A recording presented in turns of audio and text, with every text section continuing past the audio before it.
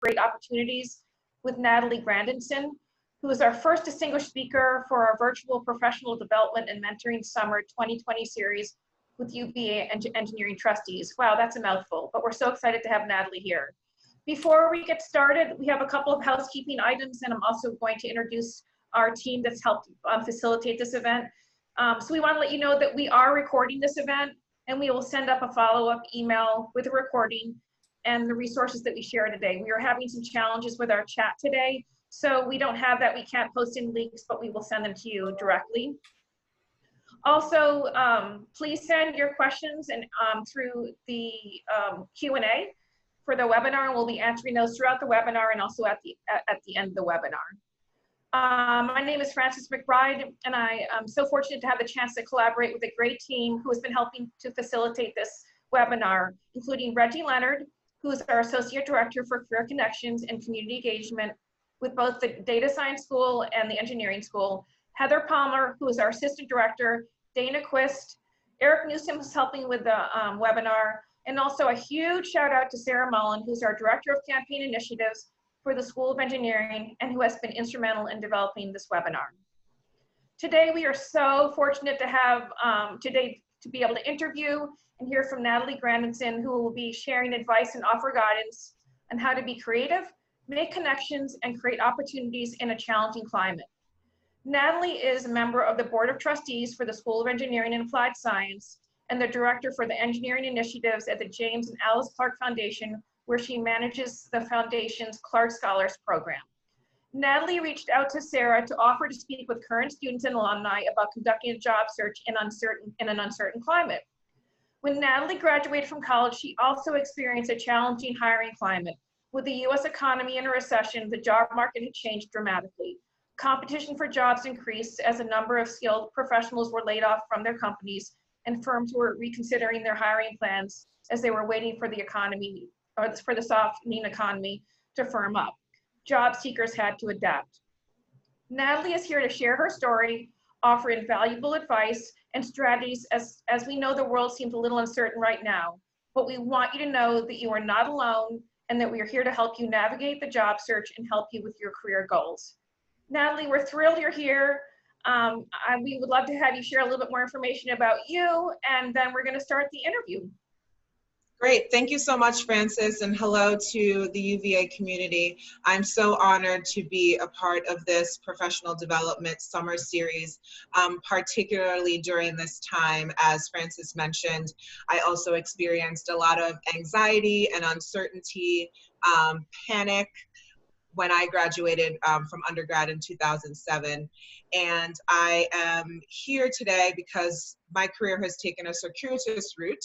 And when I graduated undergrad with a liberal arts degree in sociology and a minor in business, and I found myself right at the midst of the financial crisis working at a hedge fund, which was not exactly the place you wanted to be during that point in time. So I began to hustle and work multiple jobs and work multiple angles of folks that I had met both through my undergraduate career at NYU, where I did my undergraduate degrees, as well as just working a network of people that I had come into contact with through my many different jobs that I had. So after being able to secure a job, I worked in New York for a number of years, moved down to Washington, D.C., where I currently live and work. And for the past 8 years, I was working at engineering schools prior to joining the Clark Foundation. And in my roles at the engineering school, my main function was fundraising from alumni as well as corporations. But in the role of fundraising, I had to do a lot of connecting of corporations and alumni to students, because of course those alumni wanted to help their fellow students from their alma maters get into the job market. And of course the corporations were looking for great talented students in order to hire to meet their industry goals and fill the positions that they had available. So in my role, I not only had the opportunity to bring in much resources to the university, but also have had the pleasure of getting to know students really personally. And that type of one-on-one student engagement has grown in my new role at the A. James and Alice B. Clark Foundation, where I have been for almost 2 years. It will be 2 years at the end of this month. So as Francis mentioned, I oversee the engineering portfolio there, which includes a partnership with the University of Virginia, which is why I've been given the opportunity to sit on the board of trustees for the college. And we do a lot of work with our scholarship recipients one-on-one. In the fall, we will have 375 Clark Scholars across 11 campuses.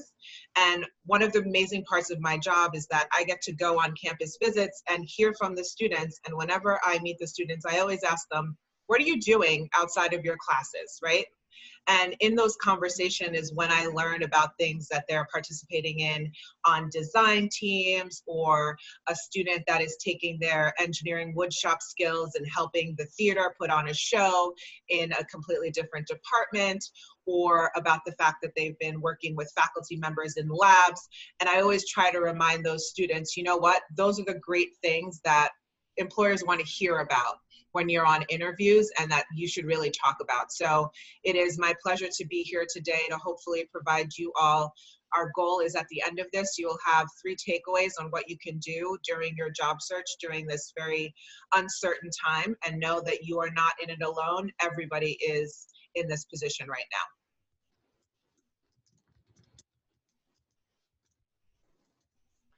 I think we've got one raised hand. Let's see, did that raised hand go away? I actually just dropped the hand, sorry. Oh, okay. Okay, good. I think he was letting me know that I was on mute. And anyway, thank you so much, Natalie. We're going to get started with some questions. So, of course, everyone's doing a virtual job search. How can you recommend that students can stand out while staying in? I think one of the things that students definitely should remind themselves of is that oftentimes the first line of evaluation is your resume and cover letter. So you want to make sure that you're leveraging the resources of the UVA career advising staff to take a good review of your resume, and make sure that when you read a job description, you are specifically pulling words from the job description and placing them into your resume. You know, substituting synonyms that you already have in there with the job description, so that employers can see directly that you have skills from the jobs that they're looking to fill. On the subject of cover letters, you want them to be compelling. You want an opportunity for the employer, potential employer, to learn a little bit more about you than they can learn from the resume itself.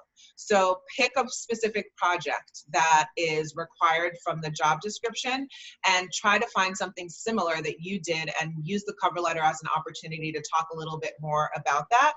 And if perhaps you haven't had the opportunity to do something that's specific in that job description, do not let that dissuade you from applying to the job.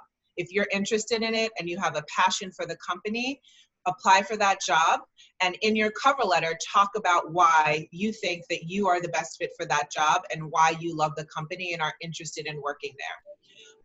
Once you are able to land that virtual interview, I would say nowadays you've got to have a quality setup. As you can see, I was able to get from our colleagues at UVA this beautiful Thornton Hall background. So make sure you leverage the Zoom background features. You know, we and everyone at this moment in time is doing work in very interesting home surroundings. So if you have a pet or a younger sibling, or live off of a major road like I do myself, where ambulances will likely be part of the soundtrack for this interview, just let them know ahead of time. People are going to be so understanding, and it'll keep you calm and make sure that you're less stressed if some sort of distraction like that happens during your interview. They'll know about it in advance, and they will be so forgiving and understanding. The other thing, as somebody who has interviewed many people over the past 15 years, I can't tell you how many times I am shocked that I don't get a thank you note via email, handwritten, to say, it was great to talk to you. Thank you for the opportunity. There have been times where I have been in a room and we have had 3 amazing candidates that all of us liked equally. Only one sent us a thank you note, and that was the person we gave the job to. Also, I would say that employers want to know that you're staying motivated. So how do you stand out while you're staying in? You want to be able to show employers that even though you are not active, working at the moment or unable to be out socializing and engaging in in-person projects, that you're trying to learn something new. While I was attempting to stand out during my job search in the recession, I was working 3 jobs.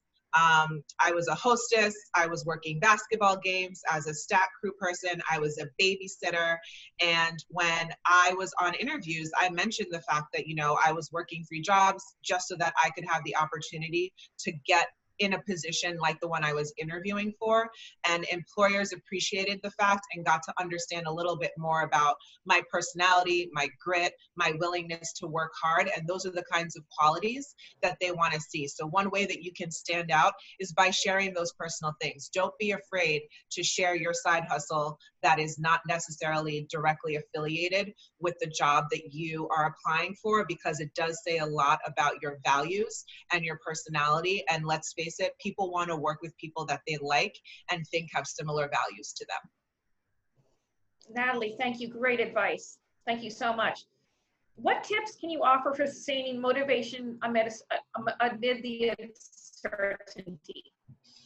Yeah, this is really hard. And I will say, throughout your entire career, when you start to look for new jobs, not just in this uncertain moment, that maintaining motivation will be difficult. But you have to know that this is a marathon, not a sprint, and the job search is always hard. I think that particularly in this time, and I remember when I was looking for jobs during the recession, there aren't as many postings. So even if you want to apply to a new job every day, you have to manage your expectations and know that there may not be as many postings out there, and that's okay. I think another way to sustain your motivation is to really allow yourself time to not be thinking about the job search. You literally cannot search for jobs and apply for jobs all day, every day. You want to be working consistently at that effort, but take a look at your week and say, you know what? On Monday mornings, I'm going to do some research. I'm going to make sure that I take time to go for a walk or cook a nice hot lunch. And then in the afternoon, I'll take a couple of virtual coffees with people. So plan out your schedule in a way that isn't just focused on the job search, but also integrates other things. Because during those non-job search activity times, that's when you can start to think about different things. You'll be like, oh yeah, there was that person that I met 2 years ago that did mention that they were working in, say, construction management. And it was because you were on the walk, not in front of your computer, scouring the internet for job postings, that came to your mind. And then you were able to then reach out to that person. So really manage your time and manage your expectations on how many new opportunities will be there. And honestly, you will hit lows. There will be plateaus where you feel like there is nothing going on. And I think that is the perfect time to reach out to those at the UVA advising and career counseling, because literally it is their job to talk to you.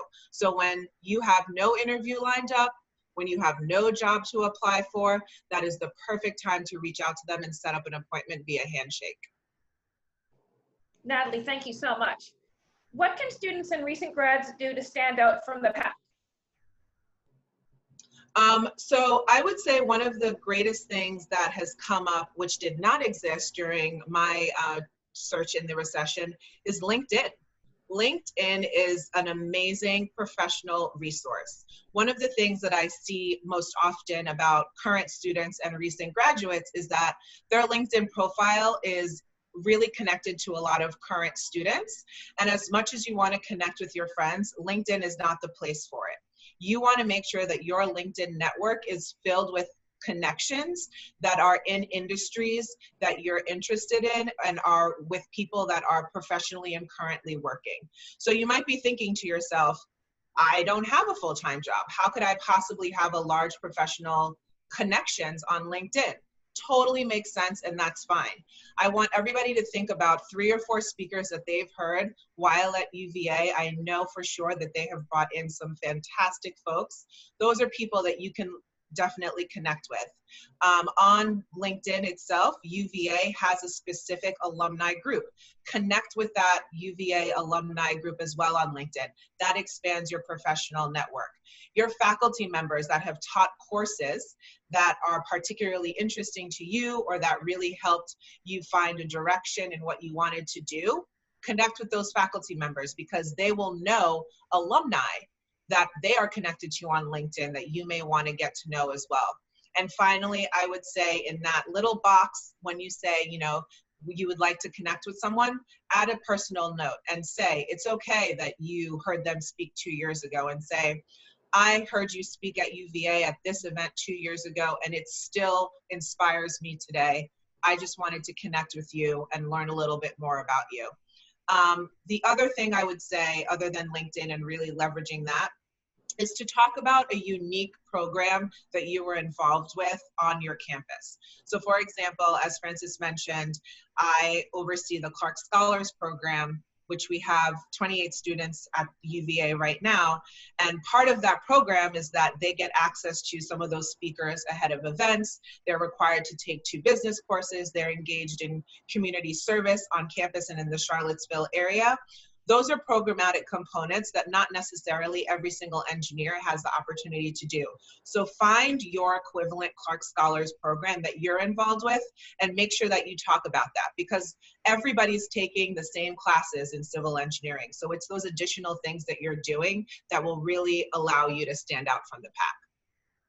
Wonderful, thank you, Natalie. And Natalie had mentioned alumni groups to LinkedIn. We will be sending those to you since we can't post them in chat right now. And we'll also be sending you the LinkedIn alumni tool. And Heather Palmer, our assistant director, has put together some really nice outreach drafts that we'll send you as well. You'll have access to follow up with what Natalie's recommendations. Wonderful, thanks, Natalie. Okay. So next, how should students and recent grads think about pivoting their job strategies?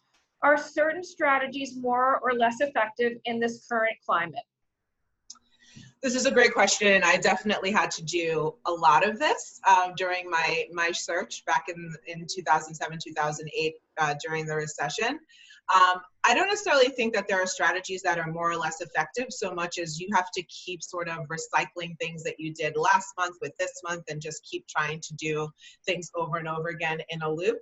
I would say one of the things that you can definitely do right now, I think, which is unique, is expand your geographic search criteria.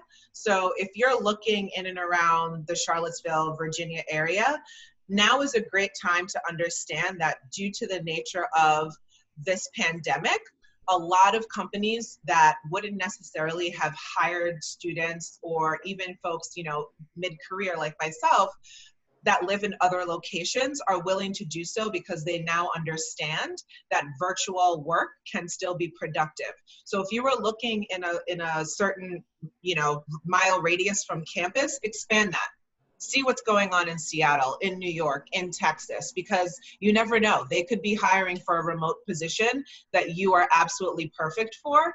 And if they're based in those regions, one of the things that employers always want is to diversify the sources of their potential employees. So an applicant from Charlottesville, from UVA, is going to look really appealing, say, to craft in the Midwest, because they don't usually get applicants from the East Coast. So I would definitely say expand your geographic search. During my job search, one of the things that I did is I started creating and reaching out to people and trying to create my own opportunities, not necessarily just applying for jobs that were posted. So for example, I had a professor that really inspired me to get into the nonprofit philanthropy space. And I was sort of in a rut.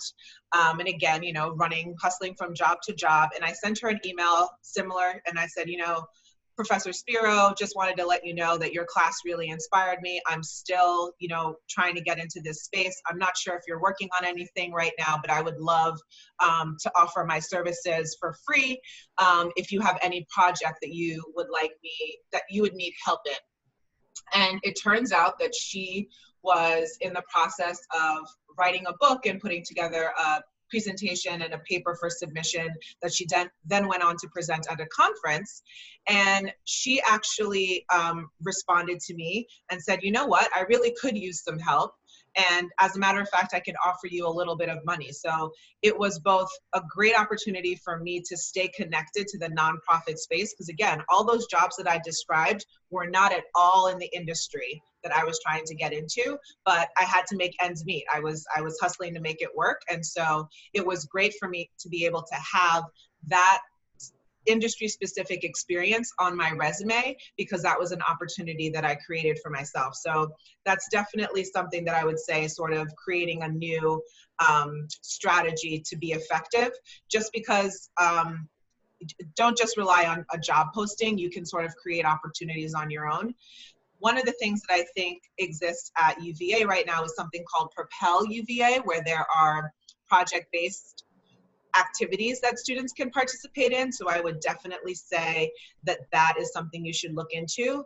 And honestly, I think that there is a lot of concern. I know I felt it as a recent graduate of not working exactly in the type of company that I had dreamed of working in as my first job. I am 100% sure that if you ask every single person that you meet whether or not their first job was directly aligned to the job that they have right now or their dream job, the majority of people would say no.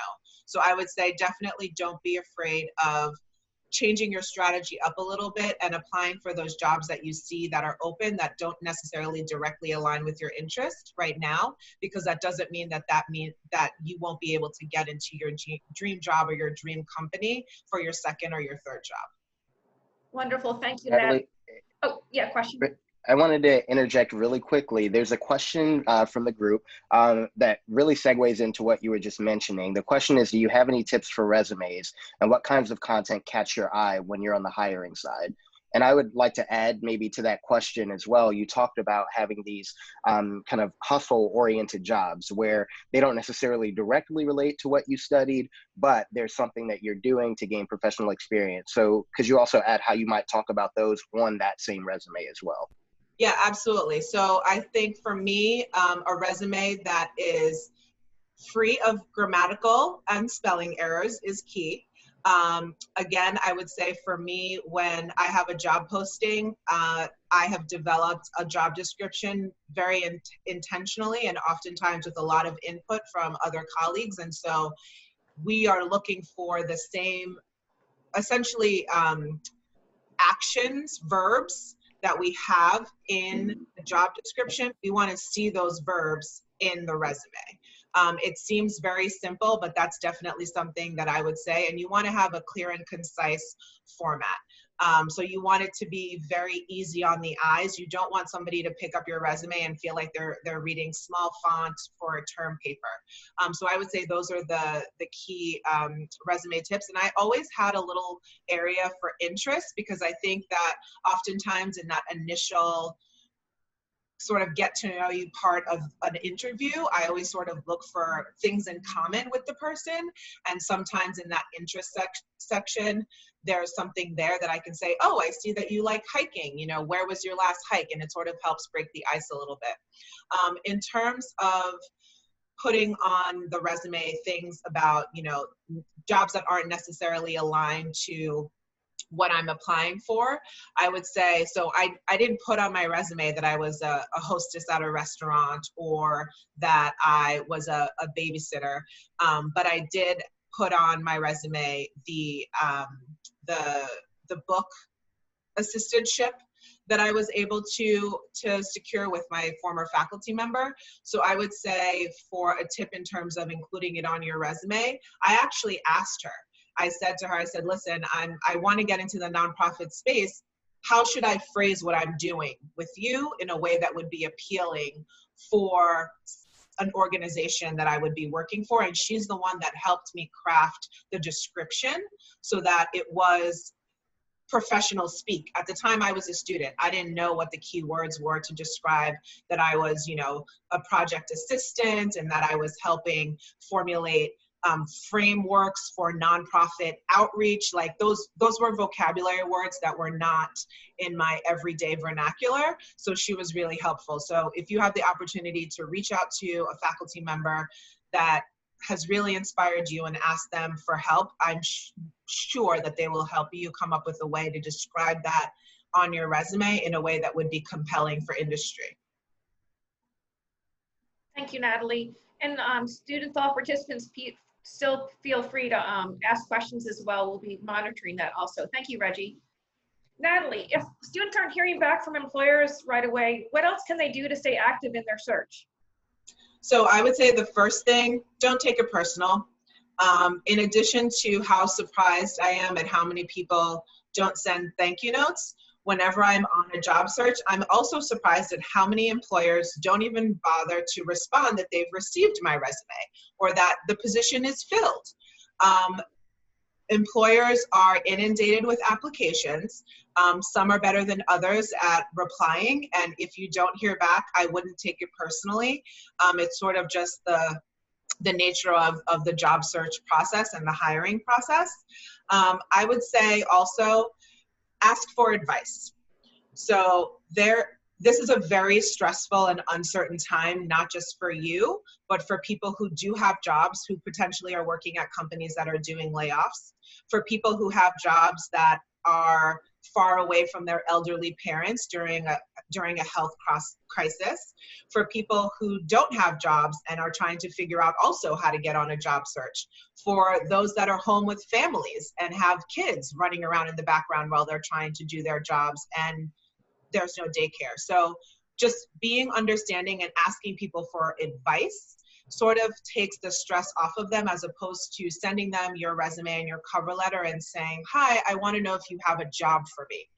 People are going to feel bad that they don't, and that I think will decrease the likelihood that they will respond to you. So you always can get, when you ask people to give you advice, hi, I'm a recent graduate, I would love your advice on how I've hit a bit of a lull, I would love your advice on how I can stay motivated or potentially do something new during your search.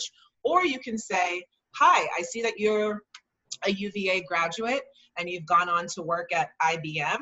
I would love to learn a little bit about your story and how you landed in the job that you are in right now.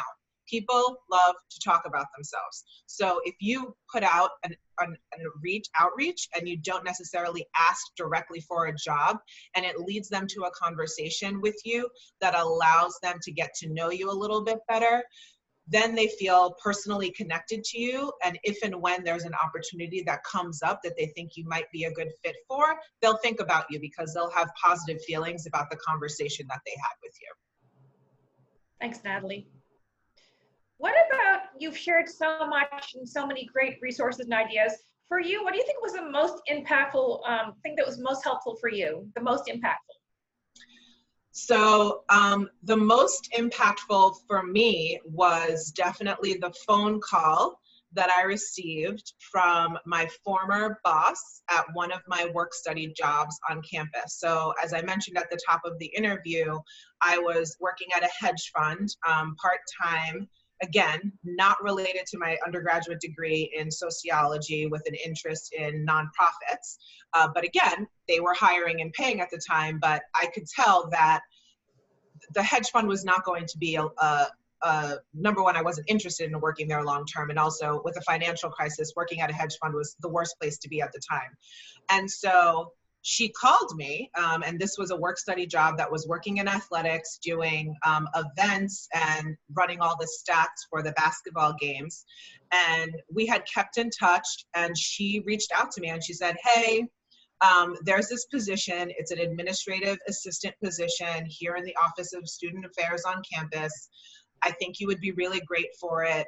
Are you interested? And I said, tell me more about it. And that was the most impactful thing. The fact that somebody that I had worked with during one of my hustle jobs had recognized, I guess, something in me and my work ethic, and the fact that even though that wasn't the job that I wanted, to have to do and wasn't directly related, she thought of me. And I think that was the most helpful thing, that she called me because it wasn't a job that I had seen on a job board, and it wasn't a job that I had applied to.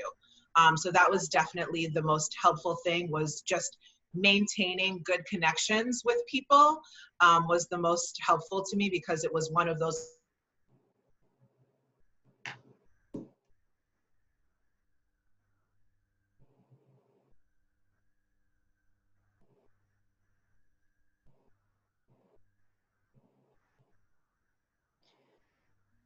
I think that we lost your audio for a second, Natalie. Oh, so sorry. I just ended with saying that it was maintaining that connection that allowed her to think of me. And that was the most critical and most helpful, maintaining my network and positive relationships with people. Thanks, Natalie. What do you think are the 3 takeaways for students from today? You've shared so much. What would you say are the top 3 takeaways? I would say the number 1 takeaway is don't give up. This is hard. It is hard for you now. And everybody understands that this is a challenging time to be on the job search. I think you have to remind yourself to stay in the process. And if you feel like you are losing motivation and aren't sure what to do next, reach out to your UVA folks on this call and other resources on campus, such as the CoLab. So don't give up, and reach out to UVA when you feel like you just might give up. The second takeaway I would say is to ask people for advice and to ask people to share their story. That is a way for folks that you connect with to continue to get to know you personally, that will keep you in their minds when opportunities do arise, and hopefully they will reach out to you when those opportunities do surface. And the third, I would say, would be to really beef up your LinkedIn presence. Make sure that you have great descriptions on your LinkedIn page, a nice quality photo of yourself, that you are connecting with faculty members, speakers, former colleagues at internships that you've had in the past, and other potential lab projects and consulting projects that you've worked on during your career. And while you build up your LinkedIn profile, it never hurts to do a good scrub on your personal social media pages, because even though that is the professional place and that's where people should look to get to know you, when they Google your name and a not so glamorous professional photo comes up on Instagram or Facebook or any other social media platform, you don't want that to be the thing that prevents them from bringing you in to get to know you as a person, not just that one. Wonderful. Thanks, Natalie. Please keep the questions coming if you have some. I know, Natalie, oftentimes you've mentioned LinkedIn. Students will ask me about the summary. What are your thoughts on a summary? Well, how can those stand out? Yeah, and any thoughts on that, on the summary, or about you for LinkedIn?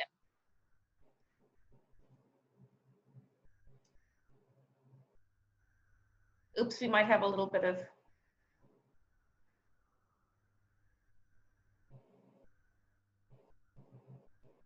Let's see if we can get Natalie back.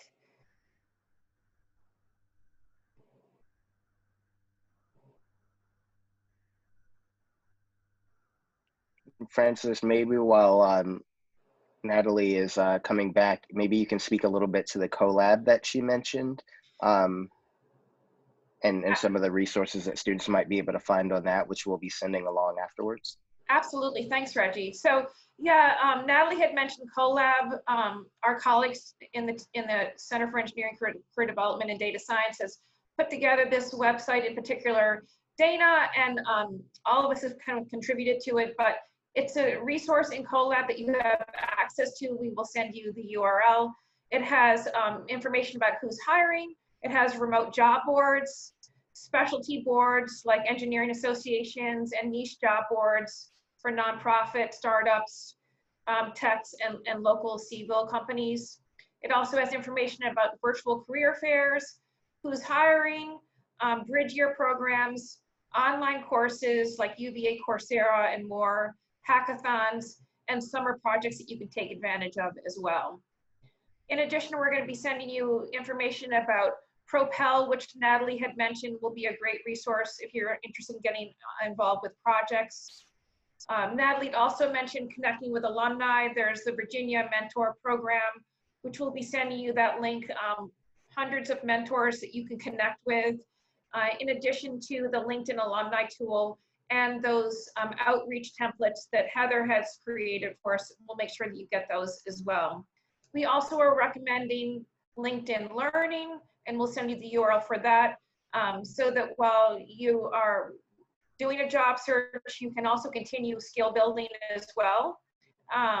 We'd also wanted to mention a little bit about product development and management, and next week in Handshake, Reggie, I think it's on Tuesday, or Dana knows, that there's going to be a webinar. It's called Product Development and Management Technology 101. It's part of a webinar series. And we have a great blog post that Dana created on being a project manager as well. And we'll send you the URL for our blog. In addition, Handshake is a great event, is a great platform that I know many of you know about, where you can make appointments with career advisors. You can see events that are coming up. You can see who's hiring. And there's lots of other resources in there that are paid subscriptions like Career Shift, and other things that can help you with like interviewing and that type of thing that are all in there. And we're happy to guide you through those two in an individual appointments as well. Has Natalie come back?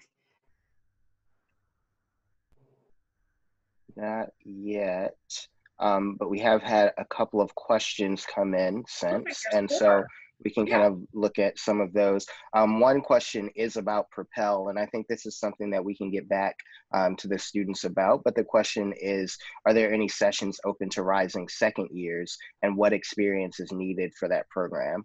I think that there's some questions that we have to ask first to get back to that student about that, but if you happen to have any insight on that now. Yeah, let's look at Propel. And then in the meantime, oh, sorry, go ahead, Francis. Oh, you're good. Go ahead. The next question, I'll look that up. I was up just going to too. say, in the meantime, some of the other questions, it looks like Natalie's rejoining us. Oh, excellent. Welcome back, Natalie. Thank you. Absolutely. Sorry about that. So, no worries. It was a perfect mic drop moment at the end of your 3 tips. So we have a couple of questions that have come in since that we'd love for you to tackle. So one question is a general question about networking. Do you have any tips on building and maintaining a network? That's a great question. I mean, I had a friend actually, she works in talent management at Marriott, and she said to me that every conversation you have is a potential interview, which I found to be quite surprising. And she went on to say that in every conversation that you have with someone, they are obviously getting to know you and could be a potential connection to your industry.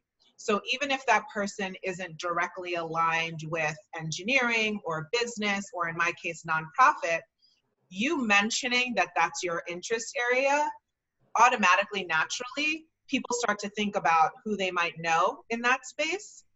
So I would say that's one tip in networking, even when you're talking to somebody who doesn't right off the bat seem to be directly related to your industry. Just mention that you're a recent graduate and you have an interest in whatever your interest may be. The other tip would be to have sort of an inner circle of mentors. And I think mentors aren't necessarily folks that you have, you know, monthly meetings with, or that you were assigned to through a specific program, but they're people in your life that you value their opinion, and make sure that you connect with them, I would say at least twice a year. Again, just to say, hello, how are you doing? What's new with you? And to update them on what's new with yourself. And again, that could lead to your network growing. And LinkedIn is great. I mean, people are very, very open to connecting with folks on LinkedIn, more so than they are in other personal social media circles and things. So I would say very much leverage LinkedIn when you meet someone, because people change jobs all the time. So when you see that you're going to apply to a job at X place, you can do a quick LinkedIn search and realize that you actually know somebody that works there. Wonderful.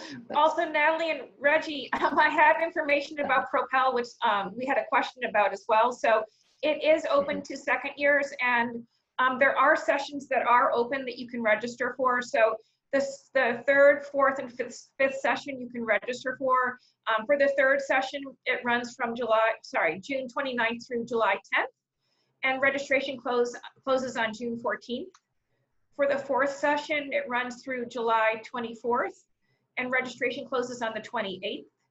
And then for the fifth session, registration closes on the 12th, and that runs until August 7th. There is prize money that's involved with that. You enhance your resume, career exploration, and mentorship.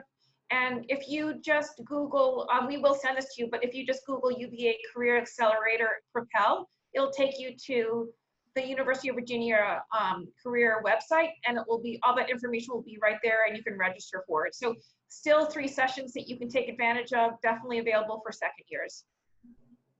Perfect. And I had a follow-up question as well about the networking, and you kind of touched on this a little bit, Natalie, but how do you go about actually maintaining and keeping in touch with your professional connections, especially if you haven't had a job opportunity or you've left your previous positions? And you touched on kind of making sure that you check in at least a couple of times a year and things like that, but any additional tips around maintaining that network would be helpful as well. I think that in the maintaining the network piece, it's not necessarily as active as you might assume it needs to be. I think one of the best ways is to make sure that you leave a good lasting impression, so that when you leave that internship, while you're in it, you want to make sure that you are chatting with everybody, from the security guard to the lunch person to the administrative assistant to your direct supervisor, right? Like, when people see that you are interacting with folks in a great way, when you go back to reach out to them, say, 2 years down the line, and you're thinking to yourself, oh, well, I had that internship as a sophomore, I'm now a senior, can I really reach back out to them? You can say yes, because you left a good impression. So I think for those that I would say, those 5 people in your inner mentoring circle that you really value their opinion, you want to stay in touch with a couple times a year. But for everyone else, just make sure you leave a good lasting impression. And if you can answer that question with a yes, then that means yes, you can reach back out to them when you want to ask them a direct question related to your job search in the future. That's awesome. And then I'm going to shift gears a little bit with another question that we get, since we've spoken a lot about LinkedIn and networking. Are there any skills, technical or non-technical, that you suggest students work on at home? If so, are there any good resources to do so? And maybe the resource side we can kind of all tackle. Yeah, together. Absolutely. So I think from the engineering perspective, having, again, worked at two engineering schools and with a number of different engineering corporations, one of the things that they were always interested was the project management certificate. So I would say that's one of the things that, if you have time at this point, to definitely look into, and I'm sure my UVA folks on the phone will be able to share more about that. I will also say writing skills are the other piece that are really important. In engineering, whether it's real or not, there's this perception that engineers are not good writers. And I have seen that a lot of the engineers that have been successful are those who have been able to clearly communicate a very complex engineering design solution that they have come up with, and been able to communicate that very clearly in an email has really helped them be able to get pulled into a lot of higher level conversations, because that person, that technical person, has now built up a reputation of being able to communicate very clearly in writing. So I would say those would be two things that immediately come to mind that students and recent grads can work on beefing up those skills at this point. And then finally, I would be remiss to say one of the values of our foundation, and I mentioned this earlier, that for our Clark Scholars program, we require that our Clark Scholars take at least 2 business courses. And one of those courses that we strongly recommend is accounting.